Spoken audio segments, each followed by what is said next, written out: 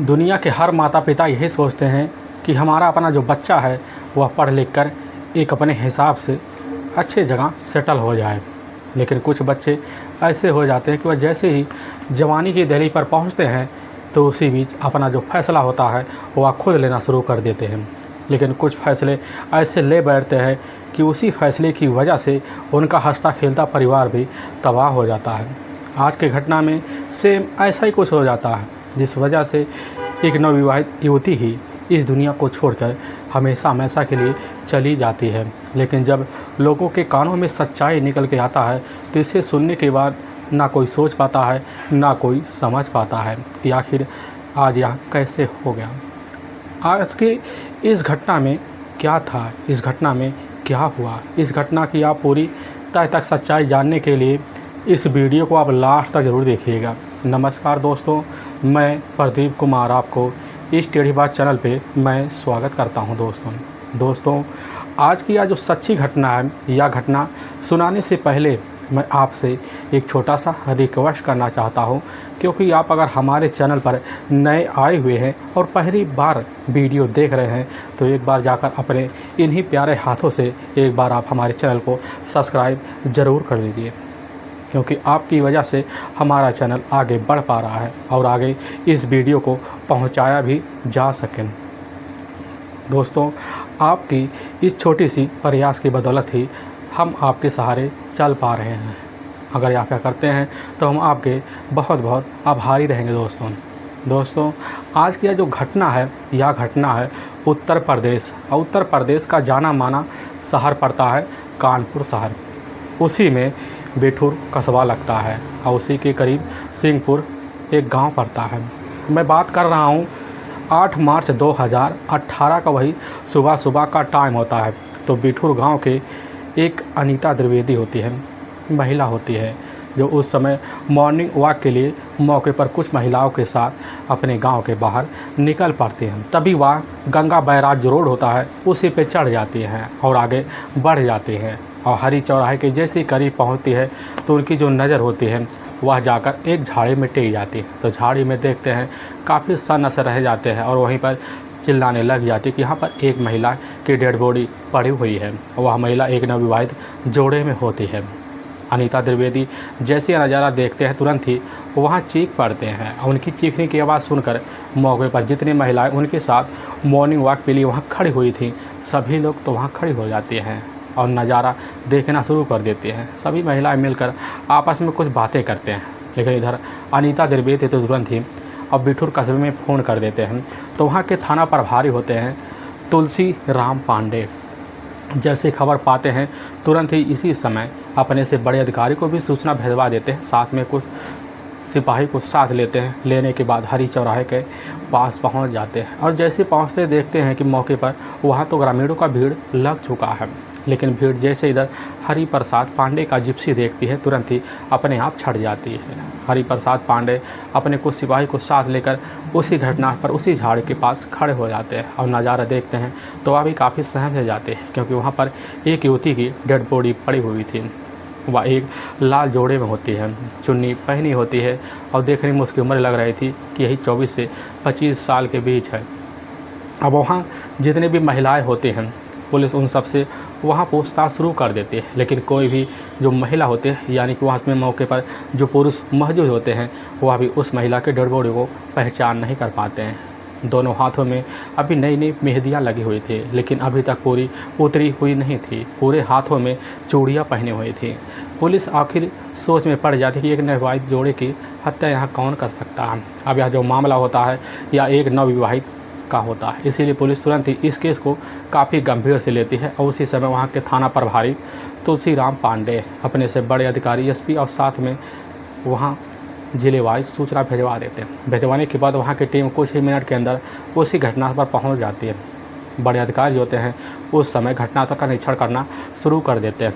लेकिन जैसे dead body के पास जाते हैं तो काफ़ी करीब से देखते हैं कि उस महिला के गले में एक चुन्नी लुटी हुई है और उसके गले पर काले काले धब्बे पड़े हुए हैं और शरीर पर देखते कई जगह खरोच के निशान होते हैं। पुलिस समझ जाती है कि आखिर इस महिला की हत्या जो होता है यहाँ पर नहीं किया, बल्कि इसकी हत्या कहीं और किया गया है और बॉडी को लाकर यहाँ डंप कर दिया गया है। पुलिस यह सब माजरा जैसे वहाँ देखती है और लोगों के द्वारा सुनती है। सुनने के बाद पुलिस की जो टीम होती है उसी समय उस महिला का फ़ोटो खींचती है और अपने ही नज़दीकी जितने भी मौके पर थाने होते हैं सब में सूचना भेजवा देती है कि अगर किसी महिला का गुमशुदा का मुकदमा दर्ज हो तुरंत इस चीज़ की हमें जानकारी दिया जाए। पुलिस वहाँ खड़े जितने भी लोग होते हैं सबसे इम्तिहान से पूछती है, लेकिन कोई भी व्यक्ति उस महिला का शिनाख्त नहीं कर पाता। तभी उसी में एक व्यक्ति हाँफ डाँपता हुआ निकलने लग जाता है, कहने लग जाता है कि साहब हमारा नाम है श्याम मिश्रा, हम इसी बैकुंठपुर गांव के रहने वाले हैं।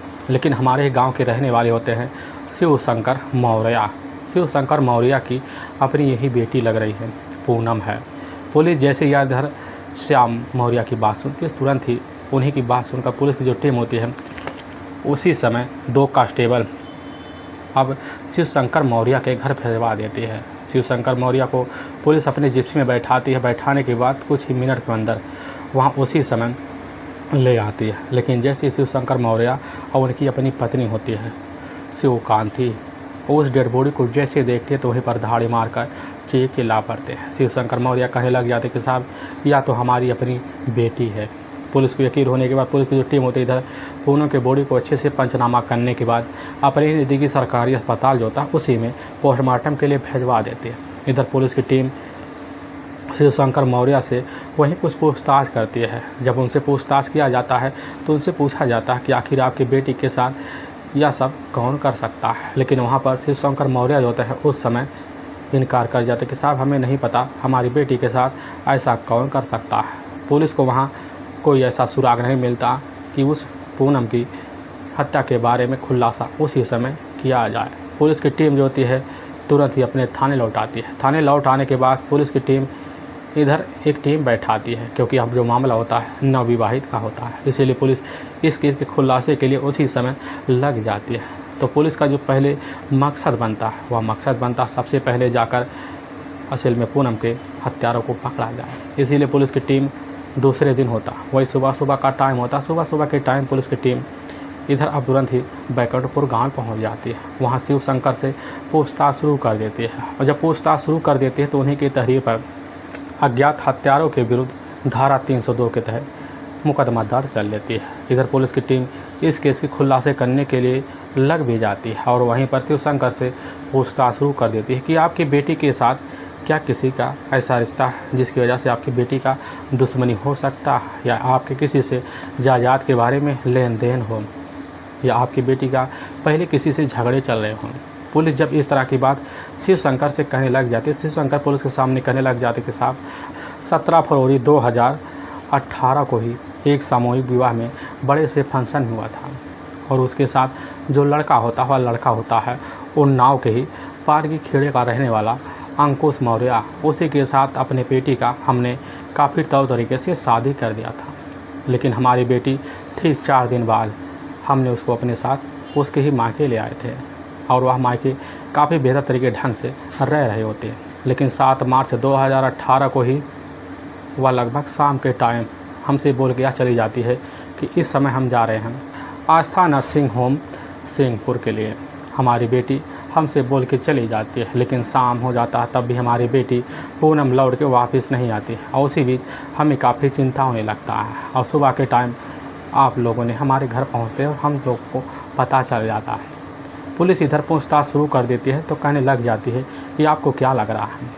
इधर जैसे आवाज़ शिव शंकर सुनते हैं कहने लग जाते कि साहब हमारी बेटी जब शाम को निकली थी तो नवविवाहित जोड़े में थी और उसके गले में गहने थे, उसके गले में मंगलसूत्र था और 2 अंगूठियाँ तो बिछिया थी।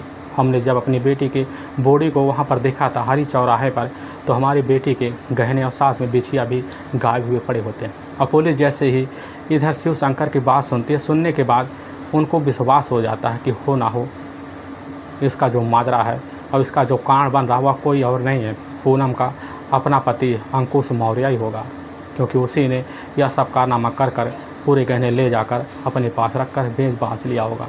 पुलिस शिव शंकर की बात सुनने के बाद इधर पुलिस की टीम जो होती है अंकुश के घर पर आगे खेड़ा पहुंच जाती है। पुलिस की टीम अंकुश को वहीं से अपने गिरफ्त में लेती है और थाने ले आती है। पुलिस की टीम जब इधर अंकुश मौर्य से पूछताछ शुरू कर देती है तो पुलिस के सामने अंकुश मौर्य कहने लग जाता है कि साहब हम तो अपनी नई नवेली पत्नी पूनम से काफ़ी ज़्यादा प्यार करते थे उसको हमेशा अपने दिल के करीब रखना चाहते थे। लेकिन हमारे साथ तो सिर्फ 4 दिन ही टाइम स्पेंड की, इसके बाद अपने मायके के लिए चली गई। अब इसके बारे में हमें कुछ नहीं पता है। पुलिस उससे पूछ बैठती है कि आखिर तुम्हारी पत्नी के साथ ऐसा कौन कर सकता है। तभी अंकुश मौर्य कह देता है कि साहब, हमारी पत्नी जब हमारे साथ रहती थी, लगभग वही 2 दिन बीते होंगे, तभी हमने देखा हमारी पत्नी फ़ोन पर काफ़ी ज़्यादा व्यस्त रहती है। लेकिन जब अपनी पत्नी से पूछते हैं कि आखिर वह कौन है, तो वह कहने लग जाते हैं कि हमारे मौसी का लड़का है गोलू। और पुलिस जैसी आप बात सुनती है कि मौसी का लड़का गोलू है, तो पुलिस की जो टीम होती है उसी समय शिव शंकर के पास आते हैं, उनसे पूछने लग जाती है क्या आपके कोई साढ़ू का लड़का है गोलू। अब यह बात जैसे इधर शिव शंकर सुनते हैं, सुनने के बाद एकदम चौंक से जाते हैं, कहने लग जाते हैं कि साहब, असल में हमारा कोई अपना साढ़ू ही नहीं है, तो उनका लड़का कहाँ से होगा। पुलिस यह बात शिव शंकर के द्वारा जब जैसे सुनती, वहाँ भी चौंक से जाती है कि आखिर यह गोलू है कौन। इसीलिए पुलिस की जो टीम होती है, अब उसी समय पूनम का जो मोबाइल नंबर होता है, मोबाइल नंबर का पूरा जांच पड़ताल किया जाता है। पुलिस जब जांच पड़ताल करती है, पता लगता है पूनम के पास जो मोबाइल होता है वह मोबाइल तो चोरी का होता है, लेकिन उसमें जो सिम लगा होता है नीरज उर्फ गोलू का, जो नयापुरवा हिंगूपुर का रहने वाला है। और पुलिस जैसे पता पाती है, पाने के बाद पुलिस की टीम जो होती है बिना देरी किए सबसे पहले अब नीरज के घर पहुंच जाती है। नीरज को उसके घर से गिरफ्तार करके पुलिस की अब गोलू को बेठूर थाने जाती है। लेकिन जब बेठूर थाने जाती है, बैठाती है, गोलू से पूछताछ शुरू किया जाता है। तो पुलिस के सामने गोलू जो होता है पहले इधर की बातें करता है, लेकिन पुलिस जब जैसे ही अपना पुलिसिया अंदाज दिखाती है, तो पुलिस के सामने तुरंत ही गोलू टूट जाता है। पुलिस के सामने तुरंत इधर जो होता है पूनम की हत्या का जुल्म कबूल कर लेता है। लेकिन पुलिस के सामने जो कहानी बयां करता है और जो सच्चाई निकाल के लाता है, इससे सुनने के बाद लोगों को तो अपने कानों पर यकीन नहीं होता है, तो ऐसे लगता है कि पैरों के नीचे से ज़मीन से खिसक जाएगी। असल में इसी उत्तर प्रदेश का जाना माना जो ज़िला पड़ता है कानपुर, और उसी का बिठूर कस्बा लगता है, और उसी का बैकुंठपुर गाँव पड़ता है। उसी गाँव के रहने वाले होते हैं शिव शंकर मौर्य। उनकी पत्नी होती है शिवकांति, जो उनके टोटल 3 बच्चे होते हैं, जिसमें 2 बेटी होती हैं और 1 बेटा होता है। सबसे बड़ी जो बेटी होती है वह होती है पूनम। लेकिन इधर शिव शंकर जो होते हैं मौके पर एक लोडर की गाड़ी चलाया करते थे, और उनके पास इसी की वजह से ठीक ठाक पैसे आते थे। पारिवारिक जो खर्चा होता है बेहतर तरीके ढंग से चल जाता है। लेकिन पूनम जैसे ही हाई स्कूल की परीक्षा पास कर लेती है, तो अपनी आगे की पढ़ाई के लिए सोचने की उस समय हिम्मत जुटाती है। तो उसी समय उसकी जो अपनी माँ होती है शिवकांति, उसके पढ़ाई पर रोक लगा देती है, और पूनम जो होती है अपनी माँ की बात मान लेती है और अपने घर में आकर अपने माँ के साथ घर गृहस्थी में उलझ से जाती है। पूनम देखने में काफ़ी खूबसूरत भी होती है और यहाँ तक पढ़ाई में भी तेज़ तर्रार भी होती है, लेकिन घर में उलझने की वजह से उसकी ज़िंदगी जो होती है तरह की तरह पड़ी रह जाती है। तो इसी बीच पूनम की एक अपनी सहेली होती है, जो सिंहपुर के ही आस्था नर्सिंग होम पर मौके पर नौकरी किया करती थी। और वह सहेली उसी समय उसके पास आती है, कहने लग जाती है कि हमारी जो नौकरी लगी है काफ़ी अच्छी जगह लगी हुई है। अब पूनम की सहेली के द्वारा यह बात को सुनती कहने लग जाती कि हमारी भी नौकरी उसी आस्था नर्सिंग होम में लगवा दो। तुरंत ही सहेली जो होती है उसी समय पूनम की बात मान लेती, कहने लग जाती कि तो तुम्हारी नौकरी तो हम कल लगवा देंगे।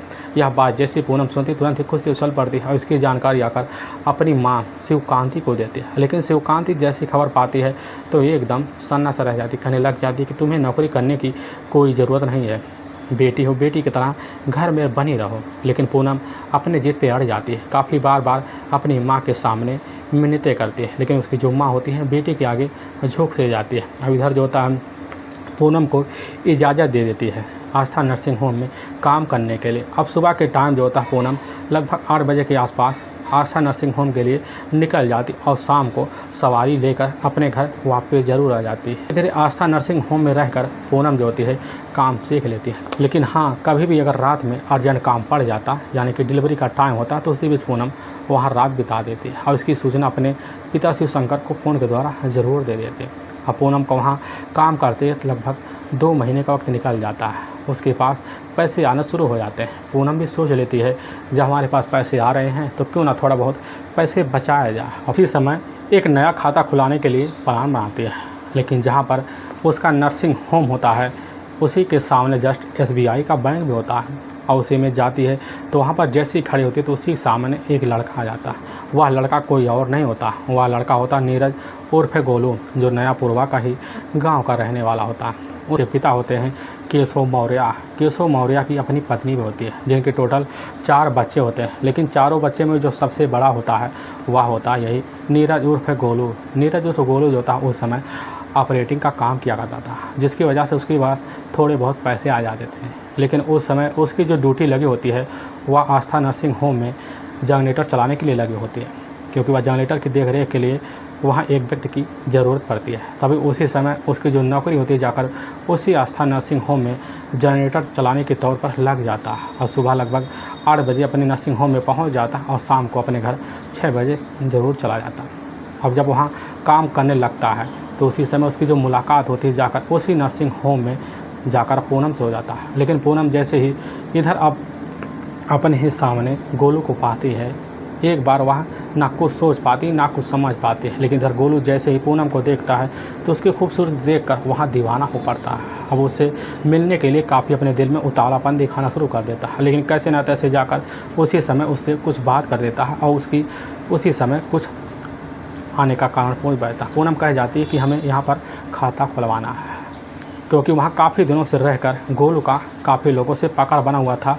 इसीलिए बिना नंबर के पूनम का जाकर उसी बैंक में खाता खुलवा देता है। पूनम जो होती है वहाँ अपना सारा काम करा के अपने ही नर्सिंग होम में चली जाती है। लेकिन दूसरे दिन का जब वक्त होता है, दूसरे दिन के वक्त में ही सुबह के टाइम इधर गोलू जो होता है अब उधर पूनम का रास्ता देखना शुरू कर देता है। लेकिन जैसे ही रास्ता देखता कि पूनम आ रही, जाकर रास्ते में उसके सामने खड़ा हो जाता है और पूनम से बात करने के लिए काफ़ी हिम्मत जुटाता है, लेकिन उसके सामने अपने दिल की बात नहीं रख पाता। लेकिन पूनम का बैंक में खाता होने की वजह से पूनम का उस बैंक में काफ़ी आना जाना बन जाता है। और जब आना जाना बन जाता है इधर गोलू को मौका मिल जाता है पूनम से मिलने के लिए। तभी पूनम को एक दिन अपने सामने आता हुआ देखता, तुरंत ही जाता उसका हाथ पकड़ लेता है और उसी बैंक के नीचे एक बेसमेंट होता है और तुरंत पूनम का हाथ पकड़ के बेसमेंट पे ले जाता है और उसी समय अपने दिल का इजहार कर लेता है। लेकिन पूनम पहले एक बार तो उसको झटका से दे देते हैं, कहने लग जाती हैं कि आखिर हम तुमसे प्यार तो करते नहीं।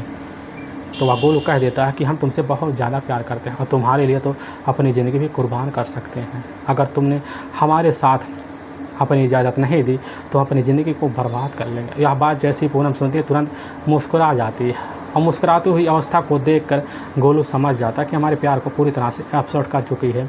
और उसी दिन उसके दिल में लालसा जागता और उसी दिन से वह जो होता है हर दिन पूनम को अपने बेसमेंट ले जाता और वहीं पर उससे बातें करना शुरू कर देता। लेकिन तभी वक्त बीतने लगता है और एक दिन वही शाम का टाइम होता। शाम के टाइम में जैसे ही बैंक बंद हो जाता होने के बाद इधर गोलू पूनम को तुरंत ही अपने पास बुलाता, उसी बेसमेंट में ले जाता है, वहीं पर उससे बातें करना शुरू कर देता। कहने लग जाता कि हम तुम्हारे साथ ज़िंदगी बिताना चाहते हैं, यहाँ तक कि तुम्हारे साथ शादी करना चाहते हैं। लेकिन पूनम जो थी उससे काफ़ी कस्में खिलाती, कहने लग जाती है अगर तुम दगा दिए तो हमारी ज़िंदगी तो बर्बाद हो जाएगी। गोलू कह देता ऐसा कोई बात नहीं है, जब तक हम रहेंगे तब तक तुम्हें कुछ भी नहीं हो सकता। पूनम यह बात सुनने के बाद उसकी बात पर विश्वास कर लेती। फिर दोनों एक साथ मिलकर वहीं बेसमेंट में ही संबंध बना देते और संबंध का जो सिलसिला होता है बेधड़क इन दोनों का आए दिन चलना लगता है। और जब चलने लगता है तो इनकी जो ज़िंदगी होती है काफ़ी खुशीमय हो जाती है। लेकिन जब भी लेट होता है इधर पूनम को और लेट पहुंचती तो उसकी जो माँ होती है जब उससे पूछती तो कहने लग जाती आज अस्पताल में कुछ महिला की डिलीवरी आन पड़ी थी, इसीलिए वहाँ रुक गए।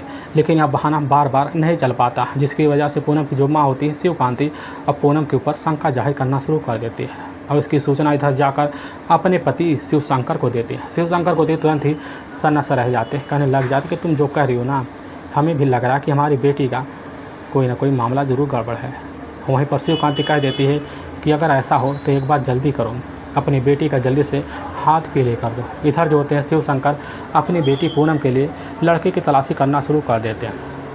तभी तलाशी करते करते इसे दौरों के द्वारा पता चल जाता है किसी उन्नाव ज़िले के ही पारगी खेड़ा का रहने वाला है अंकुश मौर्य, जो काफ़ी पढ़ा लिखा है और हष्ट पुष्ट लड़का भी है। उसी समय जाकर इधर अंकुश मौर्य के घर परिवार वालों से रिश्ते की बात कर लेते हैं और रिश्ते की बात करते ही अंकुश मौर्य जो होता है इधर अब आकर पूनम को पसंद कर लेता है। और जैसे पूनम को पसंद करता है इसकी जानकारी पूनम को लगती है तो काफ़ी चौंक ले जाती है कि हमारे पिता जल्दबाजी में कैसा फैसला ले लें। लेकिन पूनम जो होती इधर अब तुरंत ही गोलू के पास पहुंचती है और जब उसी बेसमेंट में गोलू के साथ मिलान करती है तो गोलू से कहने लग जाती है कि कहीं ऐसा ना हो कि तुम्हारे रहते हुए हमें कोई और लेकर यहाँ से चला जाए। यह बात जैसे गोलू सुनता तो एक बार सनस रह जाता है, कहने लग जाता है कि पूनम तुम यहाँ क्या कर रही हो। कहने लग जाती है कि तुम जल्दी करो, क्योंकि हमारे पिता जो होता है हमारे लिए ऑलरेडी लड़का देख चुके हैं और उसके साथ हमारी शादी भी होने वाली है। यह बात जैसे इधर गोलू सुनता तो एक बार चौंक जाता, कहने लग जाता है कि पूनम ऐसा कोई बात नहीं, हम तुम्हें जल्द जल्द कोई ना रास्ता बता देंगे और अच्छे समय का इंतज़ार करते हैं। तभी कुछ ही दिन बीतते हैं और जब कुछ दिन बीतते इधर पूनम जो होती है अपने घर में सारा सामान पैक करती है और इधर गोलू के साथ अपनी घर की दहलीज फान कर फरार हो जाती है। लेकिन कुछ दिन तो बीतता, इधर जो होते हैं अब पूनम के जो पिता शिव शंकर अपनी बेटी की तलाशी करना शुरू कर देते हैं, लेकिन उधर पूनम का कहीं अता पता नहीं चलता। तुरंत ही आस्था नर्सिंग होम पहुंच जाते हैं। जब वहां पर पहुंचते हैं तो वहां पर काफ़ी लोगों से पूछताछ करते हैं। पता लगता है तो यहाँ पर पूनम जो होती है यहाँ तो आई नहीं थी। यह बात जैसे सुनते उसी समय शिव शंकर चौंक जाते हैं, लेकिन वहाँ पर एक महिला होती है, उन्हीं से पूछने लग जाते। वह महिला कह देती है कि असल में पूनम का जो होता है एक गोलू नाम के एक लड़के से अफेयर चल रहा है, हो सकता है उसी लड़के के साथ वह कहीं गई हुई। अब यह बात जैसे शिव शंकर सुनते हैं तुरंत ही नयापुरवा गांव गोलू के घर पहुंचते हैं। पता लगता है उसके जो अपने पिता होते कहने लग जाते हैं कि गोलू भी जो होता लगभग एक हफ्ते से अपने घर से कहीं गया हुआ है घूमने के लिए। और जैसे या शिव शंकर उधर कि उसे मौर्य के द्वारा खबर सुनने का उनको पूरा यकीन हो जाता कि हो ना हो हमारी जो अपनी बेटी है पूनम गोलू के साथ कहीं ना कहीं गई हुई है। और जैसे उनको भनक लगता है तुरंत ही सनस रह जाते हैं और उसी समय अपने नज़दीकी पुलिस थाने बिठूर पहुंच जाते हैं और अपनी बेटी का अपहरण का जो मुकदमा होता है गोलू के ऊपर दर्ज करवा देते हैं। इधर जैसे ही पूनम को वहाँ जाकर पता लगता है तो पूनम जो होती है अपने ही ननियाल जो कानपुर में पड़ता है वहीं बाबूलाल के पास पहुंच जाती है, उनको सारी सच्चाई बता देते हैं। लेकिन बाबूलाल जो होते हैं इधर शिव शंकर के पास फ़ोन करते थे, शिव शंकर को अपने पास बुलाते हैं और शिव शंकर अपनी बेटी पूनम को अपने साथ लेते हैं। लेने के बाद जो होता है अपने घर ले जाते हैं। लेकिन पुलिस की टीम को जैसी खबर लगता है कि पूनम और गोलू दोनों मिल गए, पुलिस की टीम इधर गोलू को अपनी हिरासत में लेती है और गोलू को थाने बैठाती है, वहाँ पर काफ़ी धमका देती है, जिसकी वजह से गोलू डर जाता है और तुरंत ही पूनम से अलग रहने के लिए फैसला लेता है। दोनों इधर कुछ दिन तो अलग रहते हैं, यहाँ तक महीनों तक इनका बोलचाल बंद होता है। लेकिन जब गोलू और पूनम को रहाई से नहीं होता तो गोलू जो होता है अपने मार्केट में जाता है, एक नया मोबाइल लेता है और ले जाकर चोरी छुपे पूनम को पकड़ा देता है। उसी के थ्रू इधर पूनम जो होती है अब गोलू से बात करना शुरू कर देते हैं। लेकिन पूनम के जो पिता होते हैं इधर अब पूनम की नौकरी जो होता है आस्था नर्सिंग होम से छुड़वा देते हैं, जिसकी वजह से पूनम अपने घर में बंदिश में रह जाती है। इधर जो होता है लेकिन चोरी छुपे पूनम का बात शुरू रहता है। लेकिन जब ये मिलने का मन करता तो जैसे ही मौका देखती पूनम तुरंत ही मिलने के लिए गोलू के पास पहुंच जाती, फिर अपना रिश्ता कायम कर लेते हैं। और इसी बीच इनका जो ज़िंदगी होता है चोरी छुपे चलना शुरू हो जाता है। लेकिन जैसे ही कुछ वक्त बीतता है तो इधर शिव शंकर को पता चलता है कि प्रधानमंत्री योजना के तहत सामूहिक विवाह होने जा रहा है, जिसमें लगभग 20,000 रुपये मिलेंगे और कुछ आभूषण मिलेंगे और एक गाड़ी मिलेगा। शिव शंकर को जैसे ही पता चलता है तो उसी समय आवेदन पत्र दाखिल कर देते हैं, उनको आवेदन पत्र को स्वीकार कर लिया जाता है और अपनी बेटी को लेकर जाते हैं। पर आगे खेड़ा का रहने वाला अंकुश मौर्य के साथ उसी समय अपनी बेटी का रिश्ता तय कर देते हैं और रिश्ते तय होने के बाद अपनी बेटी को लेकर जाते हैं। 17 फरवरी 2018 को सामूहिक विवाह में तौर तरीके से शादी करने के बाद पूनम जो थी उसी समय अपने ससुराल चली जाती है। लेकिन जब लगभग 3 दिन का वक्त बीतता है तो ससुराल में रहती है, काफ़ी खुशी में जीवन बीतने लगता है। लेकिन वहाँ पर पूनम का मन नहीं लगता है, क्योंकि उसके आशिक के आगे जो होता है उसके पति का जो अपना प्यार होता है काफ़ी ढीला सा पड़ जाता है। लेकिन जैसे ही पूनम को वहाँ मौका मिलता फ़ोन पे लग जाती है।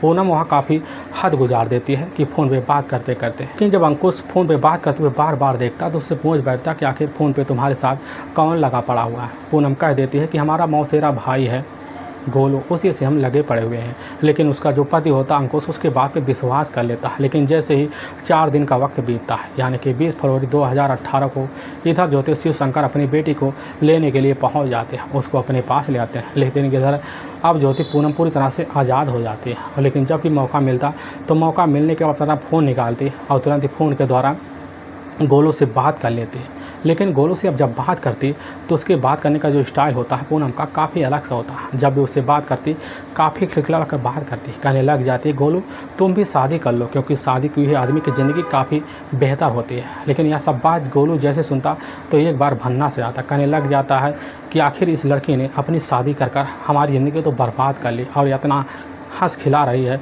या हमारी ज़िंदगी का मजाक बना रही है। और उसी समय गोलू जो होता है यह सब बात सुनकर अपने मन में शंकाएं जन्म लेवा लेता है। सोच लेता है कि इस लड़की को हमें हमेशा हमेशा के लिए सबक तो सिखाना ही पड़ेगा।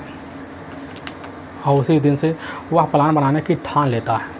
तभी 7 मार्च 2018 का वही 4 बजे का आसपास टाइम होता है। पूनम के पास गोलू फ़ोन कर देता, कहने लग जाता है इस समय आस्था नर्सिंग होम आ जाओ, हम तुम्हारा अपने बैंक में इंतज़ार कर रहे हैं, आज तुमसे मिलना है। यह बात जैसे पूनम सुनती है, सुनने के बाद अपने घर में अपना जो श्रृंगार का जो सामान होता है सारा पहन लेती है। पूरा आभूषण अपने शरीर पर लाद से लेती है। अपनी माँ से बोल देती है कि माँ जी हमारा तबीयत आज बहुत ज़्यादा ख़राब है, इसीलिए हम जा रहे हैं अपने आस्था नर्सिंग होम में अपनी दवाई करवाने के लिए। और वहीं बोलकर उसी समय पूनम निकल जाती है। कुछ मिनट का सफ़र तय करके बैंक में जैसे ही पहुंचती है तो सामने खड़ा होता है गोलू। गोलू जैसे इधर पूनम को देखता है तो खुशी से उछल पड़ता है, उसका हाथ पकड़कर बेसमेंट पे ले जाता है और इसके साथ कुछ बातें कर रिश्ता रख लेता है। जब रिश्ता रख लेता है तो उठ खड़ा होता है तो पूनम से तुरंत ही कह बैठता है कि तुमने हमारे साथ काफ़ी बेवफाई की है, अपनी ज़िंदगी तो बना ली, हमारी ज़िंदगी उजाड़ कर अपनी ज़िंदगी मौज में जी रहे हो। और जैसी यह बात इधर पूनम सुनती है तो उसी समय उससे झगड़े तकरार शुरू कर देती है। और झगड़े तकरार इस तरह बढ़ जाते हैं कि उसी समय गोलू का जो दोनों हाथ होता है अब जाकर इधर पूनम के गले पर पहुँच जाता है और गले जोर से दबाता देता है, जिसकी वजह से वहीं पूनम दुनिया छोड़कर हमेशा हमेशा के लिए चली जाती है। और रात के लगभग 7 बजे के आसपास उसी समय जो होता है गोलू अपने घर चलाता है। जैसे ही लगभग रात के 9 बजते हैं तुरंत ही उसी समय बैंक में जाता है, देखता है कि अभी भी डेड बॉडी वहाँ पर पूनम की पड़ी हुई है। अब पूनम की डेड बॉडी को एक बोरी में डंप करता है और अपनी बाइक पे लाद लेता है। लादने के बाद जो तंगा बैराज रोड होते हुए हरी चौराहे पर पहुँचता है और देखता खाली प्लाट है, वहाँ पर कोई भी व्यक्ति आ जा नहीं रहा है। और उसी समय उसकी बॉडी को ले जाकर उसी खेत में डंप कर देता है और वहीं से अपने घर चला आता है। लेकिन वाकई में दोस्तों पुलिस के सामने जब यह सच्चाई निकल के आती है, इसे सुनने के बाद पुलिस का तो कलेजा थर्रा जाता है। लेकिन पुलिस की जो टीम होती है इधर गोलू को अपनी कस्टडी में लेने के बाद ले जाती है, वहाँ के ही कोर्ट में पेश कर देती है। गोलू को काफ़ी गंभीर धारा मुकदमा दर्ज करके ले जाकर हमेशा हमेशा के लिए जेल के सलाखों के पीछे डाल देते हैं। दोस्तों हमें इस घटना का सुनाने का उद्देश्य किसी को परेशान करना नहीं है और ना ही किसी के दिल को ठेस पहुंचाना है, बल्कि आपको यह बताना है कि आप जहां भी रहें आप सावधान और सतर्क जरूर रहे।